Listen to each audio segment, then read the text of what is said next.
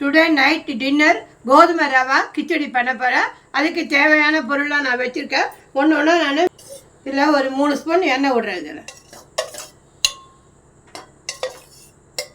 கொஞ்சோண்டு கடுகு போடுறது,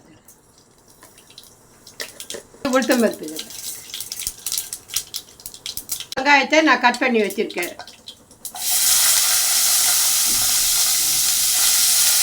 பச்சை மிளகாய் ஒரு 4 துண்டு கட் பண்ணி வச்சுருக்கேன்.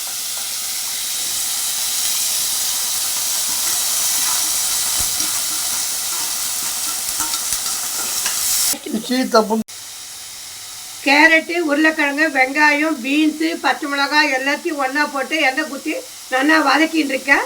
அப்புறமா நான் வந்து 1 கப்பு இல்லை 1 கப்பு இல்லை 3/4 கப்பு இருக்கும் பயத்தம்பருப்பு. நான் அதை ஊற போட்டு வச்சுருக்கேன். அது 5 நிமிஷம் ஊறிட்டது. இப்போ இதே இதை வதக்கினதெல்லாம் நான் இப்போ இதில் கொட்ட போகிறேன். நான் இப்போ இந்த பயத்தம்பருப்பு ஊறினதை நான் இதிலேயே போட்டுவிடுறேன். இதில் கொஞ்சோண்டு நான் பெருங்காயம் போடுறேன். இதில் கொஞ்சோண்டு நான் மஞ்சப்பொடி போடுறேன்.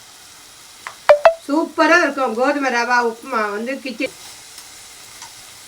கோதுமை ரவா கிச்சடிக்கு இந்த மாதிரி பயத்தம்பருப்பை ஊற போட்டு பண்ணால் ரொம்ப நல்லா சூப்பராக நல்லா இருக்கும். நான் பண்ணுறேன். நான் இப்போ இந்த கப்பால் 1 கப்பு ரவை கோதுமை ரவை வச்சுருக்கேன்.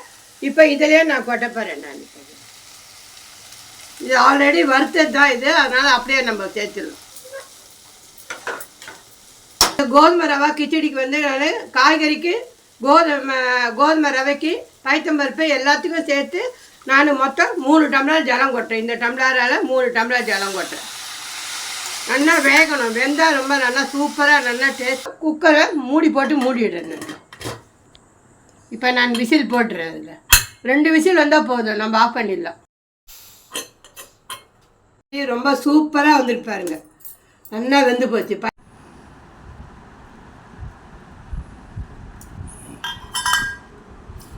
சூப்பராக வந்துருக்கு பாருங்க. கோதுமை ரவா கிச்சடி ரெடி ஆகிடுச்சு. அதுக்கு நாங்கள் தொட்டுக்கிறதுக்கு சட்னி அரைக்கலை. அது வேற மாங்காய் தொக்கு இருக்குது ஆற்றுல, அதனால் அதை வச்சு தொட்டு சாப்பிட போகிறேன். பாருங்க.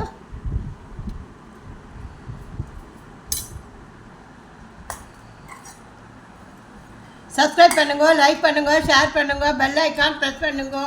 தேங்க்யூ. சேனல் பார்க்காதவங்களாம் பார்த்து சப்ஸ்கிரைப் பண்ணுங்கள். நீங்களும் அதை ட்ரை பண்ணி பாருங்கள். சப்ஸ்கிரைப் பண்ணி பாருங்கள் வீடியோவில். நீங்களும் அது எங்களுக்கு ஃபீட்பேக் கொடுங்க. தேங்க்யூ. பாய்.